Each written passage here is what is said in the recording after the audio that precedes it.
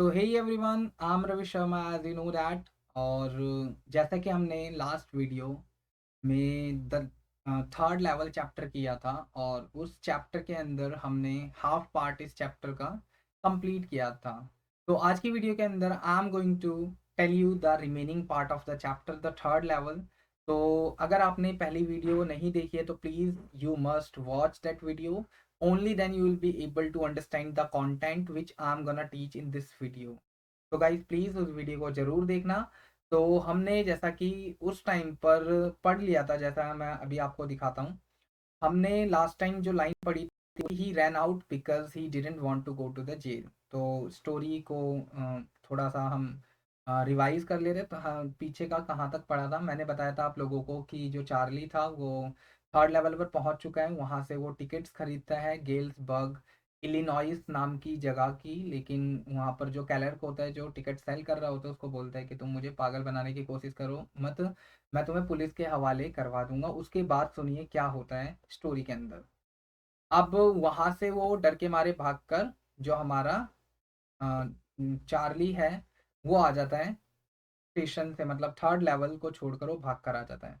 अब देखिए क्या होता है। The day ended after he came out. Third level से निकलने के बाद जो दिन होता है वो कंप्लीट हो जाता है, रात हो जाती है, वो घर पहुंच जाता है। The next day he went to withdraw his entire saving and got them converted into old money by paying some amount of premium.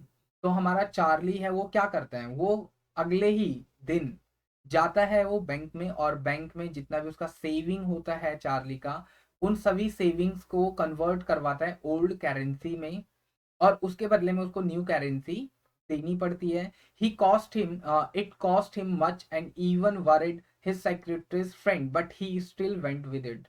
तो चार्ली क्या करता है, उस करेंसी को, ओल्ड करेंसी को कन्वर्ट करवाने के बाद वो दोबारा जाता है ग्रैंड सेंट्रल स्टेशन पर in order to find the third level again. ठीक है, तो ये चीज जब उसके फ्रेंड साइक्रेटिस्ट सैम को पता चलती है, वो वरी हो जाता है, उसको लेके वो टेंशन में हो जाता है कि आखिर what he is doing in his life. ठीक है, ले अब क्या होता है। Back then eggs cost 13 cents a dozen. It's basically a phrase जो हमारा चार्ली का मजाक बनाने के लिए बोला जा रहा है। आगे देखिए क्या होता है। अब जैसा कि मैंने आपको बताया, चार्ली जा चुका है, कहाँ जा चुका है, वो जा चुका है थर्ड लेवल की तलाश में। But unfortunately he could never find the way to the third level corridor again despite hard efforts. Charlie जाता है ग्रैंड सेंट्रल स्टेशन पर। वहां पहुंचने के बाद आ, वो ढूंढने की कोशिश करता है थर्ड लेवल को, जैसे उसका जो पास्ट एक्सपीरियंस रहा in the same way, first level, second level, third level की तलाश में वो निकलता है। लेकिन उसको थर्ड लेवल नहीं मिल पाता है। बहुत ज़्यादा वो मेहनत करता है, बहुत हार्ड एफर्ट्स देता है उसको ढूंढने के लिए। But he was unfortunate, he was unlucky to find that. Okay, in finding that his wife Louisa was pretty worried when she got to know about it all। तो उसकी जो वाइफ होती है लुइसा, उसको बहुत टेंशन होने लगती है when she came to know क्या चल रहा है, उसके जो हस्बैंड है वो क्या कर रहे हैं। After while he went back to finding distraction with the help of stamps। अब कुछ समय के बाद क्या होता है, जो हमारा चार्ली होता है वो क्या करता है, दोबारा डिस्ट्रैक्शन उसके माइंड में होने लगता है। कैसे होने लगता है, जब वो बेसिकली स्टैम्प्स वगैरह को देख रहा होता है। एक दिन की बात होती है, somehow Sam the psychiatrist disappear out of the blue. थोड़े दिनों के बाद पता चलता है कि जो उनका फ्रेंड था चार्ली का, जिसका नाम सैम था, चार्ली का जो फ्रेंड जो कि एक साइकियाट्रिस्ट था, वो क्या करता है, वो गायब हो जाता है वहां से कुछ समय के लिए। कुछ समय के लिए क्या, वो 1 वीक से नहीं मिलता है इन लोगों से। तो जो चार्ली है उसको ऐसा डाउट फील होता है कहीं वो गेल्सबर्ग तो नहीं चला गया है। He finds himself in the time space of 1894। ठीक है, कहीं जो हमारा वो है, क्या नाम है, सैम जो है वो वहां पर तो नहीं चला गया पास्ट के अंदर, 1894 का जो टाइम था वहां पर तो नहीं चला गया, गेल्सबर्ग नाम की जो जगह थी। अब देखिए होता क्या है, एक दिन की बात होती है, जो हमारा चार्ली होता है, ठीक है, वो क्या कर रहा होता है, वो सारे स्टैम्प कलेक्शन को देख रहा होता है, खुद के स्टैम्प कलेक्शन और अपने जो ग्रैंडफादर है उनके स्टैम्प कलेक्शन को वो नॉर्मली ऑब्जर्व कर रहा होता है, तो क्या होता है, one night Charlie came across first day cover. अब देखो फर्स्ट डे कवर क्या होता है, देखो ये भी एक हमारा स्टैम्प कलेक्ट स्टैम्प ही होता है, लेकिन फर्स्ट डे कवर जो एक ऐसा कलेक्शन होता है जो एक बेसिकली एनवलप होता है।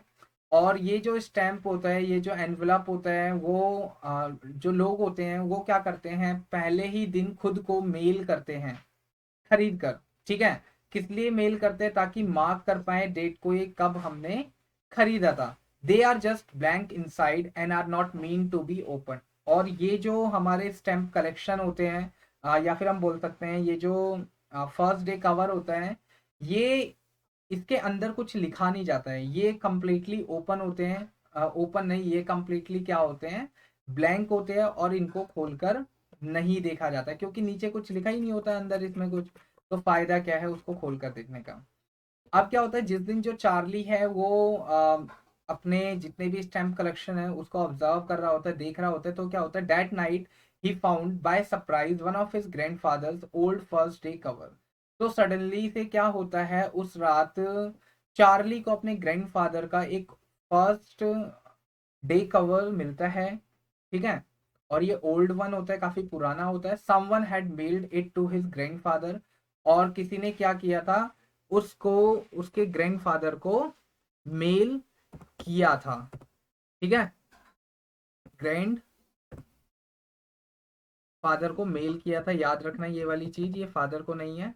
तो उसके ग्रैंडफादर को मेल किया था at his home at Galesburg, और ये जो एड्रेस दिया हुआ है वो गेल्सबर्ग का दिया हुआ है। I think father of Charlie use to live और reside in Galesburg when he was alive. As he saw from the address on the envelope, तो वो क्या करता है, वो देखता है एनवेलप को, देखता है जिस पर एड्रेस लिखा होता है। The postmark showed that it had been there since July 18, 1894, और उस पर जो डेट लिखी होती है वो लिखी होती है जुलाई 18, 1894। तो it means the time was of 19th century. और ये जो लेटर है वो उसके ग्रैंडफादर को भेजा गया है, और किसने भेजा ये अभी हमें पता चलेगा। The stamp had a picture of president Garfield on it, और जो स्टैम्प पर जो पिक्चर लगी होती है वो प्रेसिडेंट की लगी होती है। उस टाइम के जो प्रेसिडेंट होते हैं वो गैरफील्ड होते हैं, गैरफाइल्ड और Garfield whatever the name, but you need to keep the mind in your, you need to keep the name of the person in your mind. It was a 6 cent dull brown colour stamp. फिर बताया जाता है वो दिखने में stamp कैसा होता है। ठीक है, तो स्टैम्प के बारे में बताया गया है कि ये डल ब्राउन कलर का स्टैम्प होता है और 6 सेंट का होता है। His grandfather had put it in his stamp collection. जो ग्रैंडफादर है उन्होंने इसको एनवलप को अपने स्टैम्प कलेक्शन में इंक्लूड करके रख रखा था। And the Charlie now discovered it, और अब ये चार्ली के हाथ में पड़ जाता है। The paper inside was a letter. अब मैंने कि जैसा तुम्हें बताया था, जो फर्स्ट डे कवर होता है it remains always empty, there is nothing inside, neither written nor anything. लेकिन ये जो लेटर होता है it was really a surprising letter, because इसके अंदर कुछ लिखा होता है, ये ब्लैंक एम्प्टी नहीं होता है। इसमें एक लेटर होता है, वो लेटर क्या बोलता है वो सुनिए आप। तो लेटर के अंदर देखो क्या लिखा है। लेटर के अंदर लिखा होता है, the letter talked about how the writer's story of his third level was true until his he actually started believing it to be true. तो जो लेटर में ये लिखा हुआ है कि वो जो उसने स्टोरी इमेजिन करी थी, फैंटेसाइज्ड करी थी कि थर्ड लेवल एग्जिस्ट करता है, he had been on the third level. तो वो जो स्टोरी थी वो कितनी ज्यादा सही थी, और ये सही कब होने लगी, जब उसने खुद विश्वास करा, या it was there in the reality. He found the third level and had been there for 2 weeks. तो जो पर्सन जिसने ये लेटर भेजा है चार्ली को या उसके ग्रैंडफादर को, उसने क्या बोला है, उसने बोला है कि मैं 2 हफ्तों से वहां पर हूँ। कहाँ पर, गेल्सबर्ग नाम की जगह पर। ठीक है, पास्ट के अंदर he describes the place he was at that time, वो डिस्क्राइब करता है कि भाई देखो मैं इस जगह पर हूँ अभी। ठीक है, he asked Charlie and Louisa never to stop searching for the third level and come back. वो लुइसा और चार्ली दोनों को ही ये बोलता है कि तुम थर्ड लेवल की तलाश को कभी खत्म मत करना, क्योंकि मैं यहाँ पर पहुंच चुका हूँ, and I know that one day some day you will be with me, so never stop searching the third level because it is actually in the world. अब आगे देखिए क्या बोला गया, the letter had been signed off as Sam Winner. और जो letter है उस पर साइन किसने कर रखे होते हैं, उसने साइन कर रखे होते हैं सैम, जो साइक्रेटिस्ट फ्रेंड होता है, जो उसको एडवाइस देता है सारी चीजों को लेके। Charlie found out from the coin store, और चार्ली को ये पता चलता है, वो कॉइन स्टोर पर जब वो चार्ली पहुंचता है तो पता चलता है कि जो सैम है वो उसने ओल्ड करेंसी $100 की एक्सचेंज करवाई थी, which was to be utilised in हे। और उस करेंसी को वो हे इट मीन्स बेसिकली जो चारा होता है जो हम एनिमल्स को like cow and got in सबको खिलाते हैं, गोट, तो इन सभी के लिए चारा होता है जिसको जिसका बिजनेस हमारा चार्ली है वो उसने स्टार्ट कर दिया है, which he always wanted to do. और ये बिजनेस स्टार्ट करना वो चाहता था पहले से। पास्ट में पहुंचने के बाद गेल्सबर्ग में इस चीज का business Charlie Charlie not Sam ने स्टार्ट कर दिया है। He could not go back to his old business, certainly not in Galesburg. अब वो बोलते हैं कि मैं जो मेरा पुराना बिजनेस जो है जो मैं कर रहा था उसको मैं दोबारा स्टार्ट नहीं करूंगा। Now I will keep the same business of feed and grain business of he, ठीक है। और स्टिल वो वही चीज को कर रहा है वहां पर पास्ट में पहुंचने के बाद। तो जो स्टोरी है ends at a mysterious note, और जो स्टोरी है हमारी द थर्ड लेवल यहाँ पर एक रहस्य बनकर रह जाती है कि आखिर जो थर्ड लेवल है वो एग्जिस्ट करता है या नहीं करता है। एट हुम चार्ली शुड बिलीव, खुद पर बिलीव करे, साइक्रेटिस्ट फ्रेंड पर बिलीव करे, या उसकी पहले की बातों पर बिलीव करे, ठीक है। तो इन सारी चीज़ों को देखते हुए हमारा जो चैप्टर है वो यहाँ पर ही एंड होता है। और देखिए गाइस, मैंने बताया था एमसीक्यू, एमसीक्यू इसमें मैंने लगभग 40 एमसीक्यू दे रखे हैं इस वीडियो के अंदर। तो इन सारे एमसीक्यूज को तुम इजीली कर सकते हो, और I think few questions would be there which might be out of the summary which I told you recently. अगर कोई भी डाउट होता है तो डोंट वरी, इनके जो आंसर्स हैं और जो क्वेश्चंस हैं वो मैं लिंक आपको डिस्क्रिप्शन बॉक्स में ज़रूर दूंगा। तो इनकी प्रैक्टिस आप ज़रूर करें, और प्लीज़ मेरे को बताएं आपको वीडियो कैसी लगी। Thank you so much, guys, for connecting with me. I'm Ravi Sharma, your own English teacher.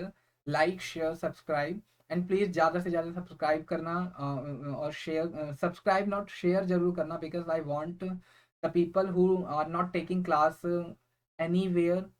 I know that school में तो कैसा रहता है तुम्हारा, so if you are not taking class in any institute, so please watch all the videos, because I know that I am working hard to make all the videos, काफ़ी अच्छी videos मैं बना रहा हूँ। Thank you so much, guys. Meet you in the next video. Till that time, have nice days.